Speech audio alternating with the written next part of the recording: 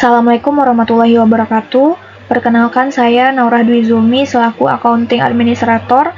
Pada kesempatan kali ini saya akan mempresentasikan tugas akhir saya mengenai perancangan sistem keuangan di Rakamin. Baiklah, langsung saja kita mulai. Nah, pada proyek akhir kali ini saya akan membuat laporan keuangan end-to-end untuk Rakamin. Nah, Rakamin sendiri itu terdiri dari beberapa divisi, ada operasional, partnership, learning, dan finance. Nah, namun sumber data keuangan dari keempat divisi ini masih tersebar dan belum terstandarisasi. Akibatnya proses konsolidasi menjadi lambat dan menyulitkan analisis keuangan. Nah, langkah awal yang saya lakukan adalah mereview data transaksi yang telah diberikan pada bulan Oktober. Nah, langkah awal adalah saya melakukan review seluruh dokumen yang ada pada bulan Oktober. Kemudian saya klasifikasikan jenis transaksinya, divisi terkait, kemudian dapat kita ketahui bagaimana pelakuan akuntansi dan akun COA yang sesuai. Berikut ini sudah saya kelompokkan sesuai dengan master transaksi yang sudah diberikan. Setelah bukti transaksi sudah dipisahkan dan dikelompokkan sesuai dengan divisinya, dan saya juga sudah mengganti nama agar dokumen tersebut dapat diidentifikasi dengan baik berdasarkan tanggal, nama vendor atau customer, dan nomor dokumennya, sehingga nanti akan mempermudah membuat laporan keuangannya. Nah, kemudian kita lihat bagaimana transaksi keuangan Rakamin pada bulan Oktober. Nah, di sini sebenarnya masih belum sepenuhnya lengkap dan benar. Seperti pada tanggal 2 Oktober ini. Sebelumnya hanya dibuat bootcamp pelatihan untuk 20 peserta, namun pada bukti transaksi saya menemukan terdapat refund untuk bootcamp B2 September satu peserta, sehingga saya menambahkan transaksi keuangannya pada bulan Oktober. Nah, selanjutnya ada jurnal umum. Nah, jurnal umum ini harus mengikuti COA atau kode akun yang sudah ada dan sudah tersedia. Nah, pada Rakamin itu sudah ditetapkan akun COA-nya. Ini adalah akun COA yang sudah ditetapkan oleh Rakamin. Nah, karena sudah ada akun-akun yang sudah ada kode akun. Nah, karena sudah ada kode akun, maka kita dapat menentukan transaksi yang ada pada bulan Oktober. Nah, jurnal umum ini terdiri dari seluruh transaksi yang ada pada bulan Oktober. Nah, saya ambil contoh pada tanggal 4 Oktober. Kita lihat transaksi di masa transaksi pada 4 Oktober terdapat transaksi pembelian perangkat keras atau operasional ya. Kita lihat pada akun COA itu termasuk biaya operasional peralatan dengan kode akun 60004, dan begitu juga untuk akun lainnya. Di sini saya membuat catatan itu untuk tanggal 5 dan tanggal 7 tidak dicatat. Nah, tanggal 5 itu tidak saya catat karena di sini kita lihat di masa transaksi tanggal 5 itu transaksi petty cash. Petty cash itu adalah kas kecil atau top up kas kecil, dan di akun COA-nya tidak ada. Nah, berdasarkan ketentuan, jika tidak ada nama akun maka tidak dicatat.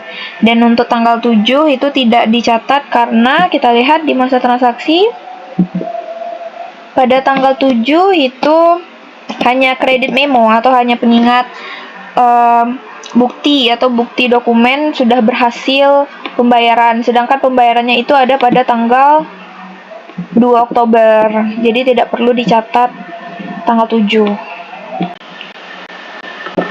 Selanjutnya saya membuat payment tracker yang digunakan untuk mencatat, memantau, dan mengontrol status pembayaran agar keuangan tertib dan tidak ada pembayaran yang terlewat. Itu terdiri dari nomor dokumen, nama customer, keterangan, tanggal, debit atau kredit, dan status.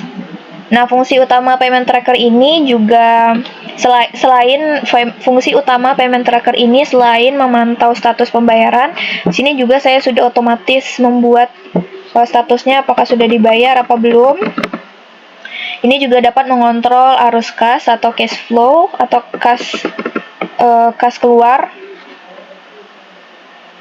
untuk memastikan pengeluaran dan pemasukan itu sesuai dengan rencana. Di sini juga ada catatan pada tanggal 19 Oktober dan 26 Oktober itu tidak ada pergerakan uang ke Bank BCA sehingga tidak dicatat. Selanjutnya untuk buku besar, ya seperti buku besar pada umumnya, buku besar dibuat berdasarkan COA yang sudah ada, berdasarkan jurnal dan master transaksi. Nah, buku besar ini menelusuri bagaimana detail transaksi per akunnya. Itu ada kas, Bank BCA, piutang jasa, uang muka, hutang lain-lain, dan pokoknya berdasarkan jurnal umum yang sudah kita buat sebelumnya.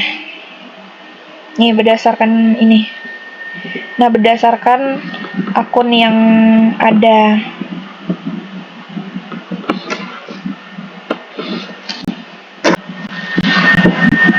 Nah, kemudian untuk laba rugi itu sebagaimana, untuk laba rugi sendiri itu ada pendapatan usaha dikurangi dengan beban, maka diperolehlah laba bersih. Nah, untuk pendapatan sendiri itu terdapat pendapatan dari jasa learning, jasa operasional, dan partnership dengan total Rp118.500.000. Kemudian untuk beban berdasarkan akun COA dan juga nama akun dengan total Rp59.965.000, dan ini diperoleh dari buku besar.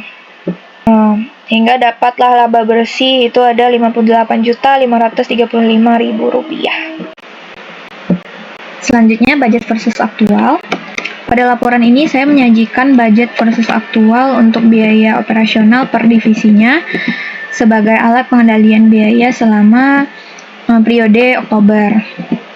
Nah, dasar penyusunannya itu untuk aktual sendiri itu sudah terjadi ya atau sudah terrealisasi. Kemudian saya kelompokkan per divisinya, dan ini total untuk divisi operasional, partnership, learning, dan divisi finance. Selanjutnya penentuan budget. Nah, karena dari awal tidak tersedia budget awal, maka budget disusun menggunakan pendekatan cost control dengan aktual dijadikan sebagai dasarnya. Dan saya tambahkan buffer 10% untuk mengantisipasi biaya tidak terduga, fluktuasi harga, atau kebutuhan kecil yang belum terencana. Dan ini untuk budget per divisi. Nah, berdasarkan analisa budget, seluruh divisi menunjukkan serapan anggaran nyaris 91%, berarti biaya masih berada dalam batas anggaran dan pengendalian biaya berjalan dengan baik. Selanjutnya ada dashboard. Di sini saya membuat total income, expense, dan control value. Untuk total income expense, dan control value sudah real time sehingga sudah dapat dilacak secara langsung. Ini control value juga sudah sama dengan 0. Artinya tidak terdapat selisih antara jurnal umum, buku besar, dan dashboard. Seluruh transaksi sudah terbaca dengan benar dan COA sudah sesuai. Karena jika control value tidak sama dengan 0, berarti ada kesalahan input atau kesalahan rumus. Selanjutnya untuk grafik income dan expense, ini menunjukkan perkembangan income dan expense pada bulan Oktober. Sini kita dapat lihat warna biru untuk income dan merah untuk expense. Sini income cenderung fluktuatif sesuai waktu penerimaannya, dan expense lebih tersebar dan stabil. Kemudian di sini saya juga membuat aktual dan budget.